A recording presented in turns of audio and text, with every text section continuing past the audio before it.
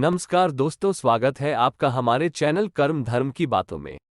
भारत के ओडिशा राज्य के पुरी में भगवान श्री जगन्नाथ जी की रथ यात्रा का प्रतिवर्ष आयोजन होता है। प्रभु जगन्नाथ की रथ यात्रा कब, क्यों, कहां और कैसे निकाली जाती है, ये देखने के लिए देश विदेश से हजारों भक्त आते हैं। हर कोई इस रथ यात्रा में भाग लेता है। आओ जानते हैं इस यात्रा की 10 खास बातें। 1.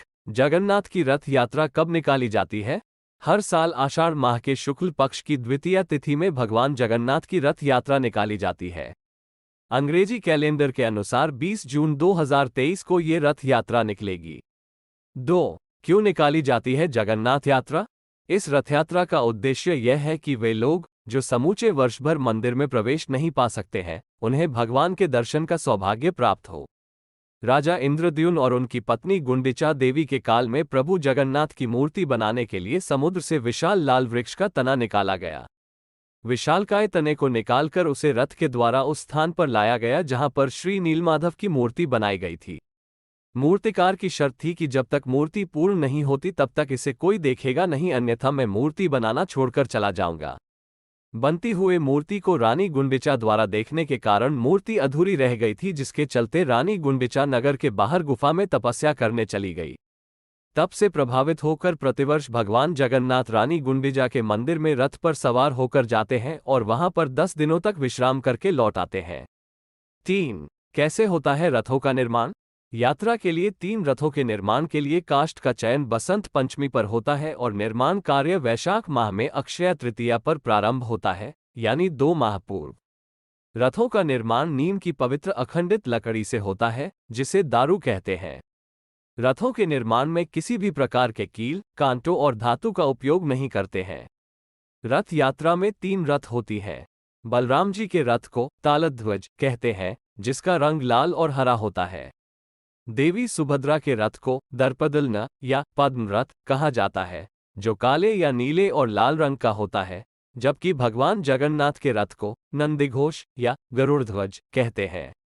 इसका रंग लाल और पीला होता है। रथयात्रा में सबसे आगे बलराम जी का रथ, उसके बाद बीच में देवी सुभद्रा का रथ और सबसे पीछे भगवान जगन्नाथ श्री कृष्ण का रथ होता है। इसे उनके रंग और ऊंचाई से पहचाना जाता है। नंदीघोष रथ 45.6 फीट ऊंचा, तालध्वज रथ 45 फीट ऊंचा और दर्पदलन रथ 44.6 फीट ऊंचा होता है।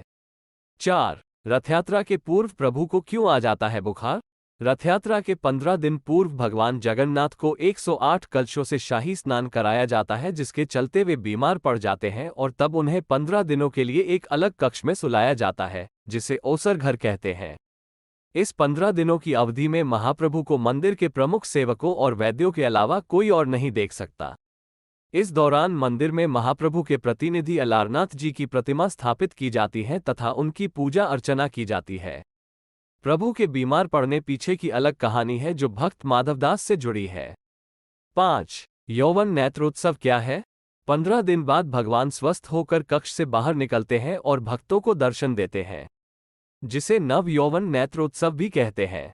इसके बाद द्वितीया के दिन महाप्रभु श्री कृष्ण और अपने बड़े भाई बलराम जी तथा बहन सुभद्रा जी के साथ बाहर राजमार्ग पर आते हैं और रथ पर विराजमान होकर नगर भ्रमण पर निकलते हैं।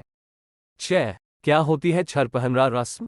जब तीनों रथ तैयार हो जाते हैं, तब छरपहनरा नामक अनुष्ठान संपन्न किया जाता है। इसके तहत पुरी के गजपति राजा पालकी में यहां आते हैं और इन तीनों रथों की विधिवत पूजा करते हैं और सोने की झाड़ू से रथ मंडप और रास्ते को साफ करते हैं। आषाढ़ माह की शुक्ल पक्ष की द्वितीया तिथि को रथयात्रा आरंभ होती है। ढोल, नगाड़ों, तुरही और शंखध्वनि के बीच भक्तगण इन रथों को खींचते हैं। कहते हैं, जिन्हें रथ को खींचने का अवसर प्राप्त होता है, वह महाभाग्यवान माना जाता है। 7. क्या है गुंडीचा मार्जन परंपरा? तीनों रथों को मोटी रस्सियों से खींचकर 4 किलोमीटर दूर गुंडीचा मंदिर ले जाया जाता है। रथयात्रा जगन्नाथ मंदिर से निकलकर गुंडीचा मंदिर पहुंचती है। गुंडीचा मार्जन परंपरा के अनुसार रथ यात्रा से एक दिन पहले श्रद्धालुओं के द्वारा गुंडीचा मंदिर को शुद्ध जल से धोकर साफ किया जाता है। इस परंपरा को गुंडीचा मार्जन कहा जाता है। यात्रा की शुरुआत सबसे पहले बलभद्र जी के रथ से होती है। उनका रथ तालध्वज के लिए निकलता है। इसके बाद सुभद्रा के पद्म रथ की यात्रा शुरू होती है। सबसे अंत में भक्त भगवान जगन्नाथ जी के रथ नंदी घोष को बड़े बड़े रस्सों की सहायता से खींचना शुरू करते हैं। 8. गुंडिचा मंदिर पहुंचने के बाद क्या होता है? रथयात्रा जगन्नाथ मंदिर से शुरू होकर गुंडिचा मंदिर तक पहुंचती है। जब जगन्नाथ यात्रा गुंडिचा मंदिर में पहुंचती है तब भगवान जगन्नाथ, सुभद्रा एवं बलभद्र जी को विधिपूर्वक स्नान कराया जाता है और उन्हें पवित्र वस्त्र पहनाए जाते हैं। यात्रा के 5वें दिन हेरा पंचमी का महत्व है। इस दिन मां लक्ष्मी भगवान जगन्नाथ को खोजने आती हैं, जो अपना मंदिर छोड़कर यात्रा में निकल गए हैं। 9. क्या होता है आरब दर्शन? गुंडीचा मंदिर में भगवान जगन्नाथ, बलभद्र और देवी सुभद्रा 7 दिनों के लिए विश्राम करते हैं। गुंडीचा मंदिर में भगवान जगन्नाथ के दर्शन को आरब दर्शन कहा जाता है। गुंडीचा मंदिर को गुंडीचा बाड़ी भी कहते हैं। माना जाता है कि मां गुंडीचा भगवान जगन्नाथ की मासी है। यहीं पर देवताओं के इंजीनियर माने जाने वाले विश्वकर्मा जी ने भगवान जगन्नाथ, उनके भाई बलभद्र और बहन सुभद्रा की प्रतिमा का निर्माण किया था। गुंडीचा भगवान की भक्त थी। मान्यता है कि भक्ति का सम्मान करते हुए भगवान हर साल उनसे मिलने जाते हैं।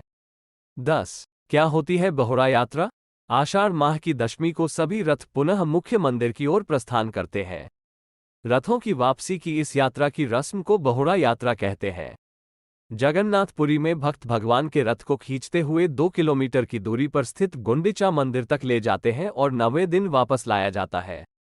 11. कब लौटते हैं भगवान जगन्नाथ अपने धाम? 9वें दिन रथयात्रा पुनः भगवान के धाम आ जाती है। जगन्नाथ मंदिर वापस पहुंचने के बाद भी सभी प्रतिमाएं रथ में ही रहती हैं। देवी देवताओं के लिए मंदिर के द्वार अगले दिन एकादशी को खोले जाते हैं। तब विधिवत स्नान करवाकर वैदिक मंत्रोच्चार के बीच देव विग्रहों को पुनः प्रतिष्ठित किया जाता है।